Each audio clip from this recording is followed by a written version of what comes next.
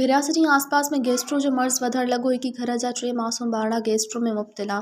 Gastro में वरतल ॿारनि में 4 वरनि जी रिदा जलपाणी, 2 सालनि जो अहमद जलपाणी ऐं ॿारड़ी शाइजा जलपाणी शामिल आहिनि। मुतासिब ॿारनि खे वारसनि पारां नौशरो फिरोज़ जी अस्पताल में दाख़िल करायो वियो। इन सिलसिले में गैस्ट्रो मुतासिब ॿारनि जे वारिस ज़हीर जलपाणी ॿुधायो त मासूम ॿारनि जी तबियत इंतिहाई ख़राब आहे। सिहत खाते पारां के बि पाउ नाहिनि वरिता विया। अस्पताल इंतज़ामिया ड्रिब लॻाए वापसि करे छॾियो आहे।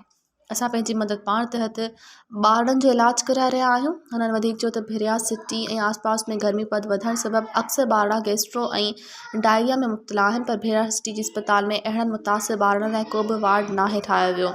न ई को स्पेशलिस्ट डॉक्टर मुक़ररु कयो वियो आहे, जंहिं सबबि हितां जे हज़ारे ॿारनि जूं हयातियूं दाव ते लॻल आहिनि। मज़ीद ख़बरनि ऐं तफ़सीलात लाइ विज़िट कयो असांजी वेबसाइट www.awamiNewsHD.com ऐं ॾिसंदा रहो अवामी न्यूज़ HD।